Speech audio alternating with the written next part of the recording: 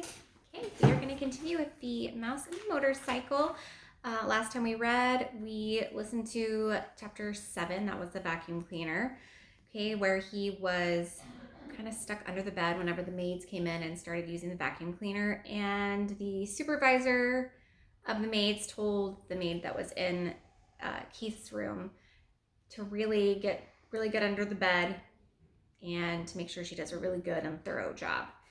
And so the maid was a little bit distracted. Her head was kind of in the clouds, and she was singing a song about her love and kind of left the vacuum just running with the long extension piece under the bed. And it almost sucked Ralph up, right? Okay, so he was clawing his way back up, trying to get away from the suction of the vacuum cleaner, and it finally worked. So he's able to get out of that, but then when he ran out, he ended up running into the pillowcase, right? And so he was in the pillowcase, and he got thrown in with the laundry, and then he had to eat his way out of the laundry, chewing through the different layers of fabric. And in order to save himself and to eat his way through the laundry, to get out, he had to leave the motorcycle behind. So he had to decide, does he want the motorcycle or does he want to live? And he decided he wanted to live, so he left the motorcycle behind. Okay, and that was where we left off with chapter 7. So we are on chapter 8. This one is called A Family Reunion. The next thing Ralph knew, his mother was shaking him by the shoulder. "Wake up," she said. "Ralph, wake up. Room service has brought us another meal." Room service? Ralph rubbed his eyes, not believing what he had heard. Room service has brought our dinner? Yes, a real feast, a whole blueberry muffin and a chocolate chip cookie, said Ralph's mother. "Get up. We're having a family reunion." It all came back to Ralph. "Oh, room service," he said, understanding at last. "You mean the boy, Keith." "He is room service to me." Ralph's mother sounded happy and carefree. Ralph sat up. Already his aunts and uncles and many squeaky cousins were arriving by the secret paths in the space between the walls. It was a long time since anyone had had enough food for a family reunion, and there was rejoicing in the mouse nest for everyone but Ralph.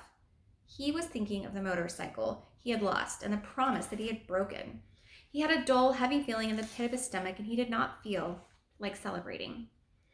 "Why, there's Ralph!" squeaked his Aunt Sissy, who thought she was better than the rest of the family because she lived in the bridal suite, where she led her relatives to believe riches of rice fell to the carpet when the bride took off her hat and the groom shook out his coat.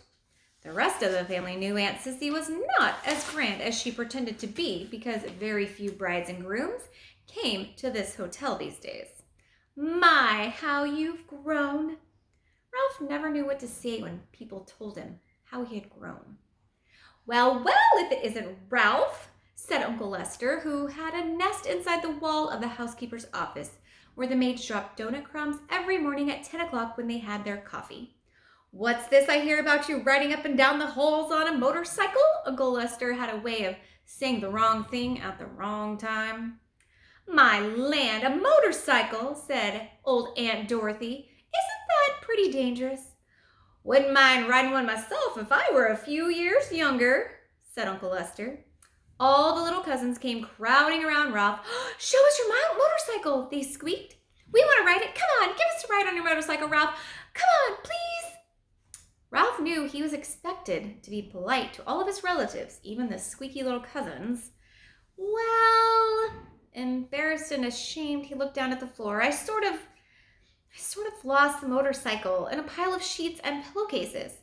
"Lost the motorcycle? Oh, Ralph," cried his mother, genuinely alarmed. Ralph knew what she was thinking. Did this mean the end of room service? Did she have to go back to pilfering crumbs for his brothers and sisters? "Well, that's a young mouse for you," said tactless Uncle Lester. "Can't take care of anything." "If anybody asks me, I think it's a good thing he lost it," said Aunt Dorothy. "Riding a motorcycle is just plain foolhardy." All the little cousins looked disappointed and sulky. "I don't think he ever actually had a motorcycle," said one. "I bet he just made it up," said another, and the rest agreed. Ralph felt terrible. The family reunion swirled on around him. The muffin and cookie were divided. Cousins fought over the blueberries. Uncles, usually overweight uncles, asked for second helpings. Everyone talked at once. The little cousins finished their dinner and went racing around the mouse nest. Excuse me, guys. Sorry about that. The aunts and uncles raised their voices to be heard above the racket that their children were making. Suddenly, there came from the knothole a noise that drowned out the squeaks and the squeals of the mice. Shh, shh. Not a mouse moved. They looked at one another, too terrified to speak. Psst! Hey, Ralph, come on out, whispered Keith at the entrance to the mouse nest. Ralph's mother gave him a little shove. No one spoke. With heavy feet, Ralph walked to the knothole, but he did not want to go into room 215. What do you want? He asked. You and your family better be quiet in there, or my mother will hear you. You know how she is about mice, Keith said. I don't know why people say things are as quiet as mice. You sound like a pretty noisy bunch to me. Behind Ralph, his relatives began to tiptoe quietly away to their homes, leaving his mother to do all the cleaning up. Did you have a nice picnic? Ralph asked, dreading what he must tell the boy. Yes, we saw an old mining town with real jail bars on the windows. Keith reached into his pocket and pulled out something curved and hard and white with a rubber band fastened to it and a piece of Scotch tape. I brought you a present, he said. Come on out. Puzzled and curious, Ralph squeezed through the knothole. What is it, he asked. Whatever the object was, he had never seen anything like it. Half a ping pong ball I found down in the game room, said Keith. See, I padded the inside with thistledown and anchored with a rubber band to the top with Scotch tape. Well, what for? Ralph didn't understand. A crash helmet for you. Keith set the half ping pong ball on Ralph's head and slipped the rubber band carefully around his whiskers until it rested under his chin. There, that's just right. You need it big so there will be plenty of room for your ears. When you ride a motorcycle, you need a crash helmet. Ralph peered at Keith from under his new crash helmet, which rested lightly on his head. He knew he looked every inch a motorcycle racer, but never in his whole life had he felt so ashamed. He longed to crawl off into his hole and never face Keith again, but his conscience, which until now he did not know he had, would not let him. There was nothing to do but stand there in his fine new crash helmet and confess. You might as well know, he told Keith. I lost the motorcycle. Lost the motorcycle? Keith, who had been kneeling, sat back on his heels. But how? I rode it by mistake into a pillowcase in a heap of linen on the floor, and it got dumped into the laundry hamper, confessed Ralph. You rode it into a pillowcase? Repeated Keith. But you weren't supposed to ride it in the daytime. You promised. I know, agreed Ralph miserably. I didn't exactly mean to write it. But you did.